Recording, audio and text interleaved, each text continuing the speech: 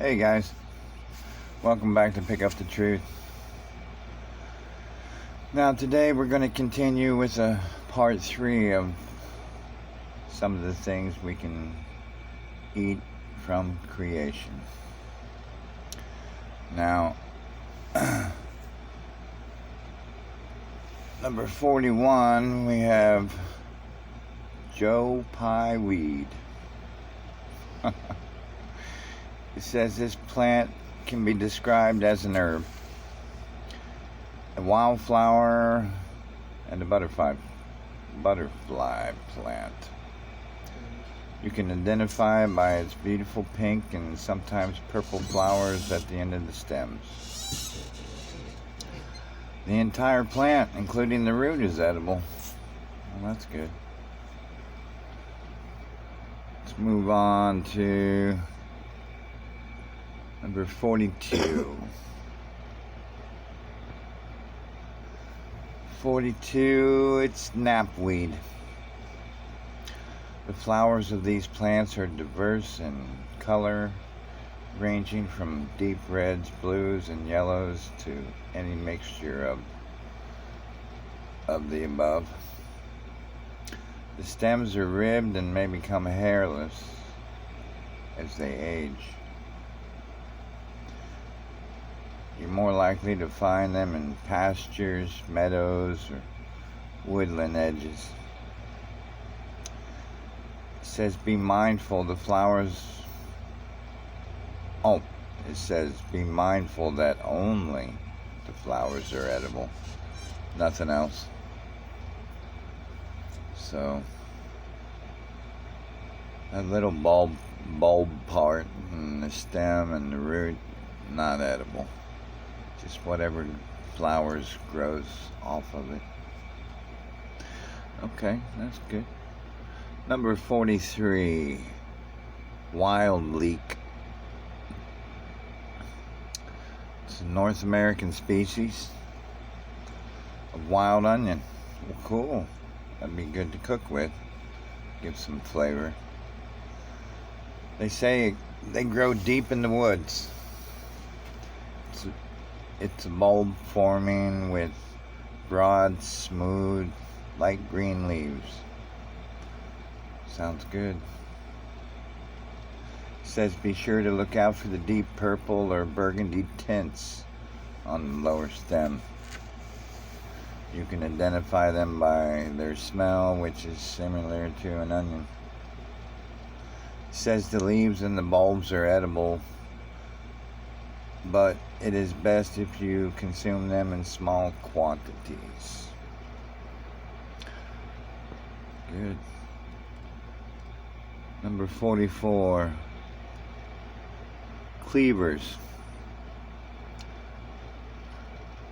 Says it's an annual plant with small hooked hairs growing out of their leaves and stems. It's also known as sticky weed or sticky willow or sticky jack. And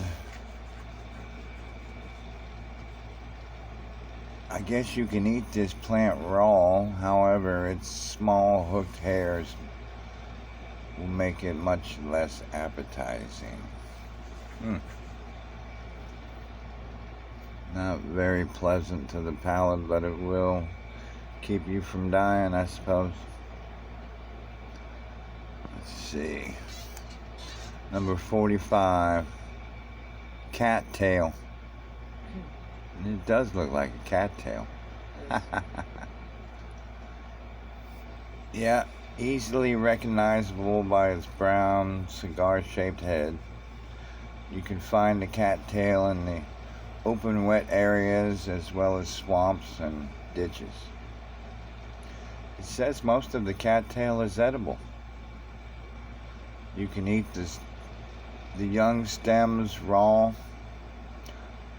along with the rootstock of the plant after the mud is washed off. The leaves are better off boiled. I've seen them around. Number 46, we have blue vervain. Says you should refrain from this plant if you are on blood pressure medication or involved with hormonal therapy. So, trust me, if you're relying on this as your food source, you won't be on blood pressure medication because you'll be out in creation. And you won't be on any hormonal therapy because that shit won't exist for you anymore.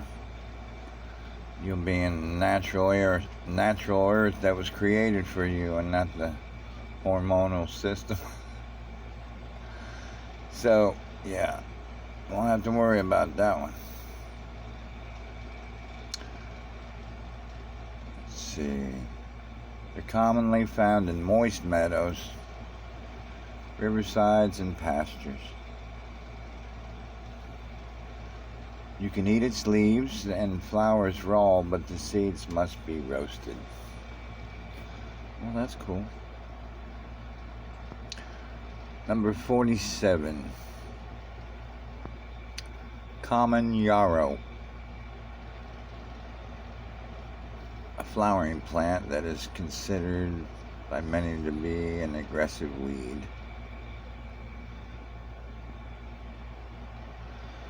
See, you can easily identify them by their small, enduring white flowers that persist throughout the summer.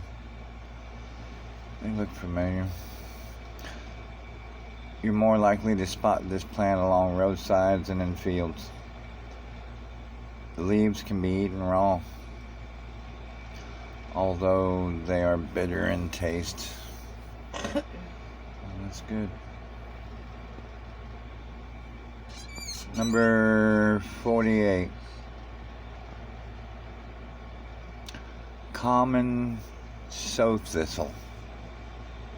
A plant of the dandelion tribe. Within the daisy family.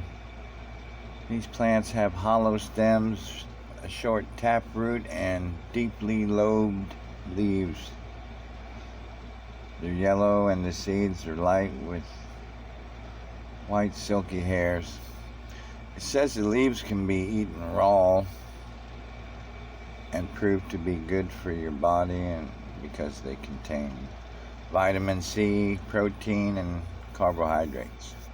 Now this one's a good one for protein, and that's going to be something you need when you're out in creation looking to survive. So yeah, this one has protein, so remember this one. It's the common sow thistle. It's very good information. Okay, we got the number 49, Coltsfoot, another member of the daisy family.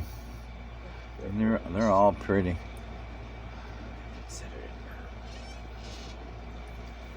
It's got bright yellow flowers that bloom early in the spring before any leaves are even present.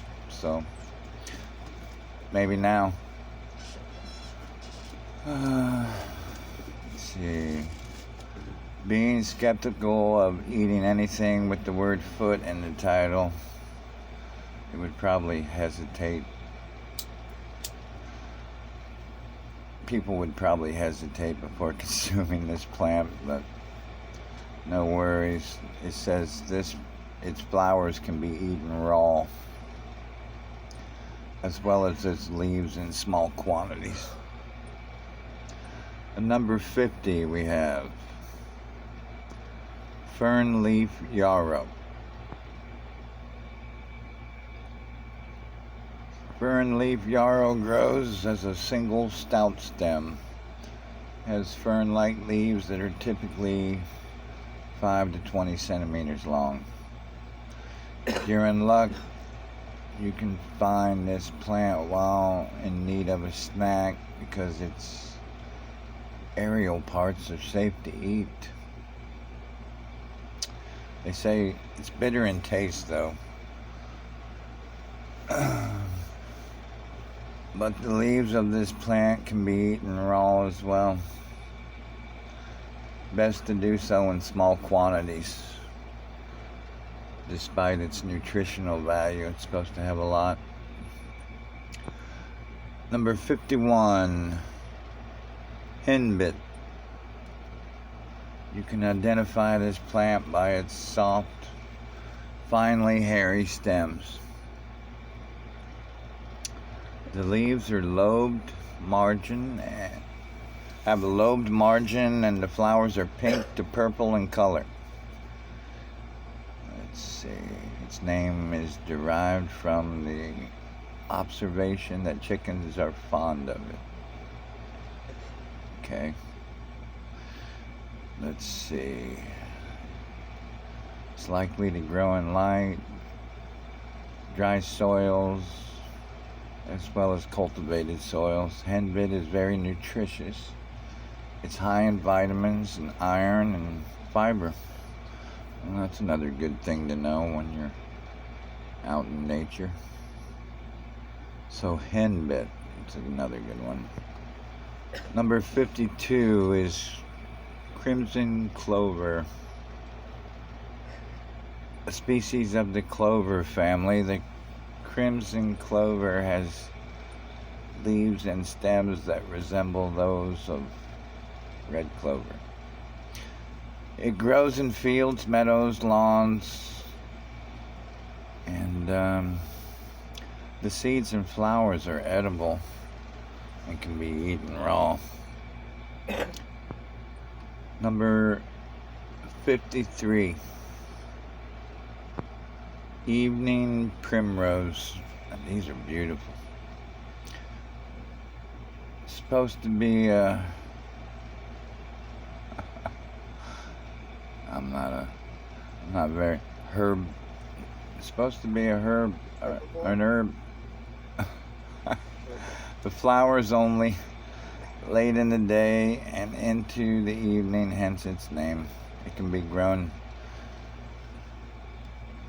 It can grow between 30 and 150 centimeters tall and has bright yellow flowers with a mild lemonly aroma.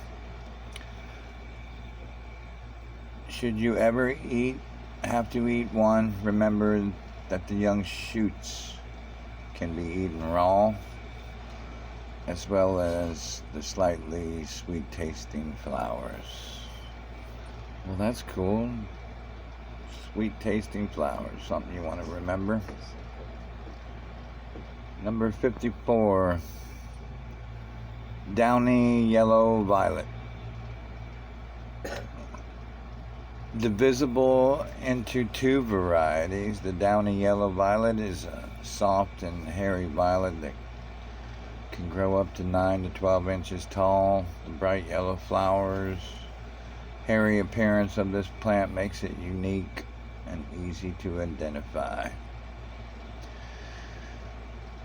Although it's not particularly nutritious, it is safe for you to eat.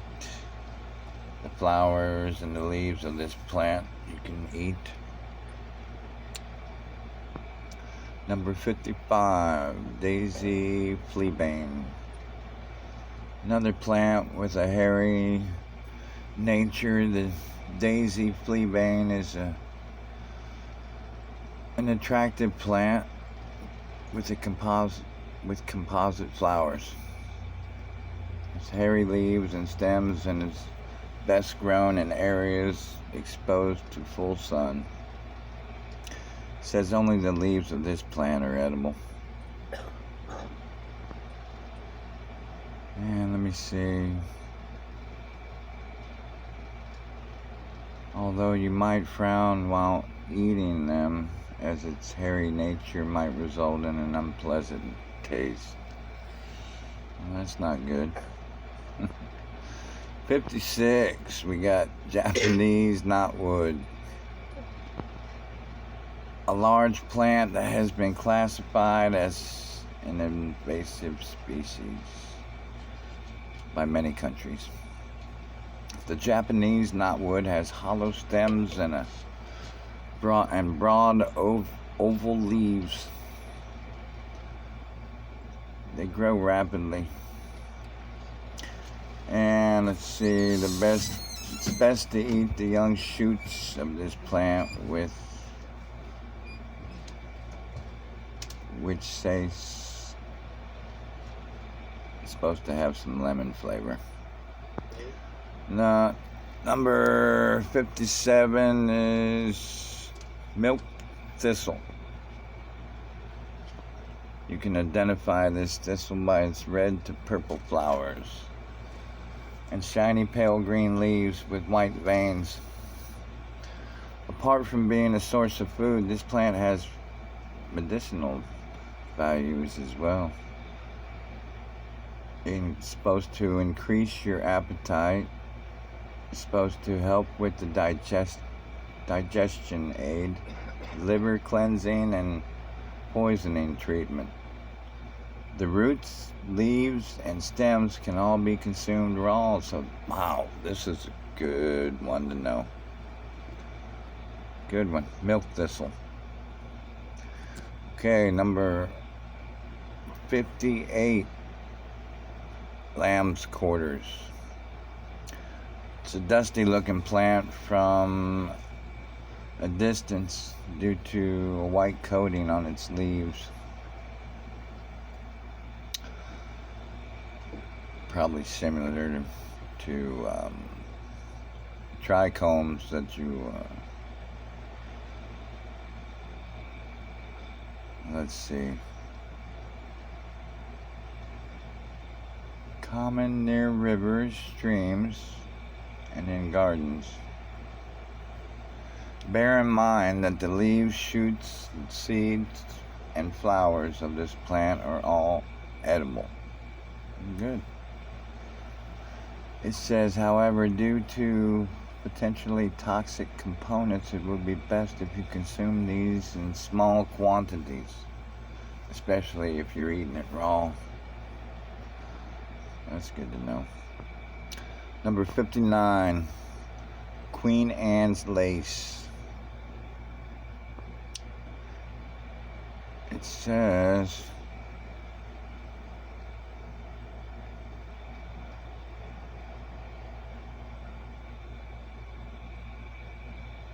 Give me a minute, I'm reading this. The leaves and the roots are edible, but it is advised to use first year plants. Yeah, I'd stay away from this one if I was you. I don't see anything positive in this one. Let's see. Number 60 we have purple dead needle. That is not a good name. Scientifically called lammy. I don't know. I don't like science in nature. Well, I don't know about this one. So, if you're ever hungry though and you see this when it says only the leaves of this plant are edible. And number 61 we have New England Aster.